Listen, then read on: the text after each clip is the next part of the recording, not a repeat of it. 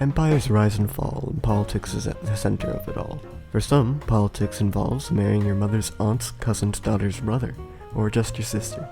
And that's some, in a lot of cases, were the Habsburgs, willing to do anything to maintain and grow their power.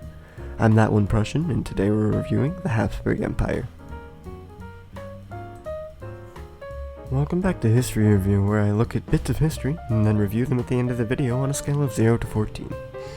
Also, if I don't specify the dynasty name during this episode, presume the person is a Habsburg. Let's start from the beginning. Around 1020, a certain Count Radbot built a castle in the Duchy of Swabia, which was here. But it wasn't called Habsburg Castle, and thus the family wasn't called Habsburg, until his grandson, Otto II, added von Habsburg to his title, and thus began the centuries of inbreeding. By the time the 13th century rolled around, Rudolf IV, a proud Habsburg, had become one of the most influential lords in southwestern Germany, and thus on October 1st, 1273, Rudolf IV was crowned as King of the Romans, or Holy Roman Emperor, and received the name Rudolf I, because math. And Rudolf said, I'm the King of Germany now, I should really get a larger power base than just a singular castle. And lucky for him, there was someone that a lot of people didn't like, and he was invading large swaths of southern Germany, a certain Ottokar the Great. So Rudolf said to his German buddies, "You guys don't like him, I don't like him, how about we take his stuff?" So they did. And Rudolf achieved his dreams of getting an actual power base. After Rudolf died in 1291, the Habsburgs didn't get re-elected as the Holy Roman Emperor until the 1400s, and this must have been a little upsetting to the Habsburgs, although it did allow for some time for their power base to grow. They tried and failed to invade Bohemia multiple times, first against Henry of Bohemia and later against the House of Luxembourg. Luckily for the Habsburgs though, their previous ally, the House of Gorizia, was going through some trouble. They were engaged in a series of succession struggles which allowed the Habsburgs to expand southward, seizing their land throughout the 1300s. After the death of the previously mentioned Henry of Bohemia in 1357, they gained control of the provinces of Carniola and Carinthia, and inherited Tyrol from the death of his daughter. But with gaining territory comes losing some, to the Swiss. Yes, in fact, the Swiss were not neutral at this point in time. So then a different Rudolf IV made a document called the Privilegium Maius around about 1358, which upgraded the Duchy of Austria to an archduchy and created the rules to preserve the unity of the Habsburg lands, which was immediately ignored by his brothers, who separated into the Albertinian and Leopoldian lines, each of which claimed land. By marrying the daughter of the Holy Roman Emperor Sigismund, Albert V of Austria gained the crowns of Bohemia and Hungary in 1437. The next year, he was crowned Holy Roman Emperor, and the year after that, he died, causing Hungary and Bohemia to regain independence, and after the death of his son, the end of the Albertinian line. In 1452, Frederick III made it to Rome to be crowned as emperor, and while there, he met and married Eleanor of Portugal, which allowed for the expansion of the dynasty in southern and western Europe. Frederick wasn't much of a family man, leaving Eleanor to raise their children, and thus she played an important role in the family's rise to power. Frederick was kind of like the dad who left to get milk, but actually got the milk, sent it back to his family, still didn't come home, but constantly sent all the milk his family could ever want. For example, the Siege of Nice, where he forced Charles of Burgundy to betroth his daughter Mary to Frederick's son Maximilian, which ultimately resulted in the Habsburg Netherlands, which we know how well that went. Let's do a little clearing up of the titles. The King of the Romans, or Germans, was the title given to the person who was elected by the German princes. And the title Holy Roman Emperor was then given to that same person, usually after he was crowned by the Pope. Anyways, after Frederick died, his son Maximilian was crowned King of the Romans in 1493, but was unable to travel to Rome to be crowned as emperor due to opposition from the French and Venetians. After about 15 years of waiting, Maximilian was like, "You know what, the Pope can heck off," and named himself the chosen emperor, which the Pope acknowledged. This had some importance as the people elected no longer had to be accepted by the Pope to become emperor.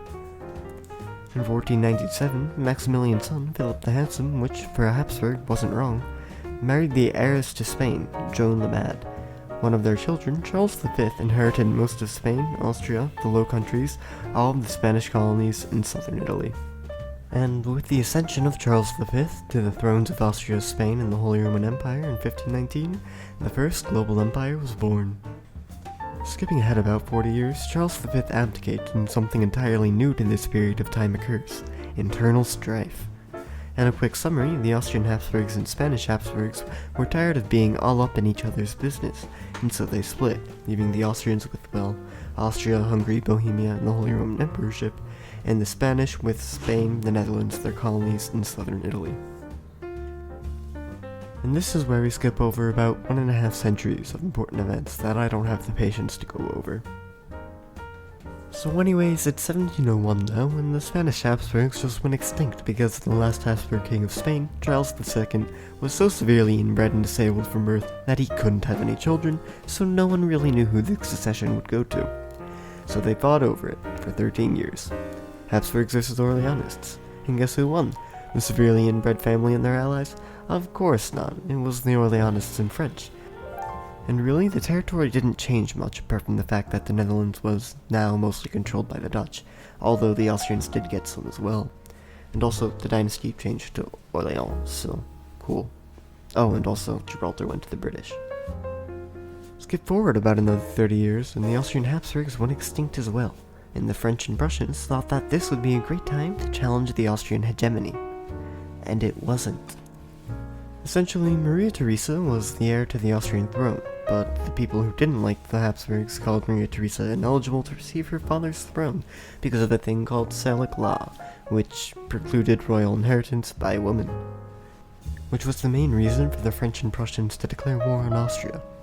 Austria was supported by Great Britain, Sardinia, Piedmont, the Dutch, a few small German princedoms, and for a bit, Russia. And Spain thought, heck, I'm already at war with Britain in the Americas, so why not just help France mess up Austria? But it didn't go too well for the French. The Austrians came out victorious, allowing Maria Theresa to be crowned Archduchess of Austria, and her husband Duke Francis III of Lorraine to be crowned Emperor. But Great Britain forced Austria to cede Silesia to Prussia, which Maria didn't like, and caused something called the Diplomatic Revolution, where Great Britain and Prussia became allies and France and Austria did. Anyways, the extinction of the Austrian Habsburgs. Yeah, so technically they didn't go extinct, only half, kind of. See, because Maria Theresa was the last member of the Habsburg family left alive, when she married to Francis III, their houses merged into a house called Habsburg-Lorraine. Creative, I know. The first member of the House of Habsburg-Lorraine to rule over the Holy Roman Empire was a certain Joseph II, who did a lot of reforms. But then he died in 1790, so his brother Leopold II succeeded him, and helped organize a conference with the other European powers to try and help the French monarchists contain the revolutionary ideals popping up around their country, which, well, obviously failed. Leopold II died a few days before revolutionary France declared war on Austria. Leopold's son Francis II formed the first coalition against the French Republic, and was repeatedly defeated by the charismatic Kortskin, otherwise known as General Napoleon Bonaparte. In 1797, the Treaty of Campo Formio gave the French Milan and required Francis II to renounce his emperorship over the German states, thus being the end of the Holy Roman Empire. But, being a member of royalty, he didn't like being degraded, so he declared himself Emperor of Austria. And then Napoleon did Napoleon things, and won a lot, and then decided to invade Russia in the winter, and then lost, and then came back, and then lost again, and then died in exile on the island of St. Helena. And then the Congress of Vienna happened, which was one of the most important international congresses in history, and deserves its own video. But a very summarized version of it is that a lot of people got stuff, and the Holy Alliance between Russia, Austria, and Prussia was formed to contain pro-French and revolutionary movements. Now we're at Franz Joseph I, the second to last emperor of Austria who helped the old dying country to relive its past glories. Both the Austro-Prussian War and the War of Italian Independence were waged during his rule, which were both lost and only managed to put more nails into the coffin of Austria. In 1867, the Hungarians were basically granted autonomy, and Austria became Austria-Hungary. Then the Balkans started wanting independence, and Russia helped them. And Austria got a bit angry at them for this, but they couldn't fight them for obvious reasons.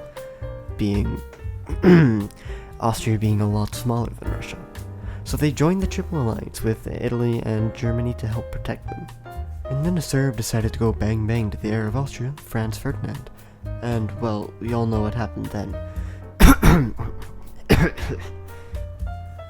In 1916, Franz Joseph died, and Charles, or Karl I, succeeded him. After losing World War I, he didn't abdicate, but stated that he wouldn't exercise any power, and then he was forced out in 1919. And that brings us to just about the modern day. The House of Habsburg-Lorraine still exists today, but really doesn't do anything, its current head being Karl von Habsburg. And that brings us through the Habsburg Empire, from origins of the land of chocolate golden clocks to global empire to basically going extinct from meat breeding.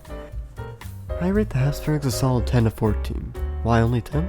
Well, they were quite interesting and essentially shaped the world we know today via World War I and everything leading up to that.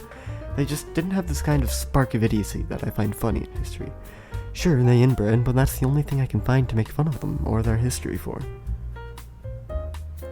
Anyways, thanks for watching, and that one Prussian, and this has been History Review.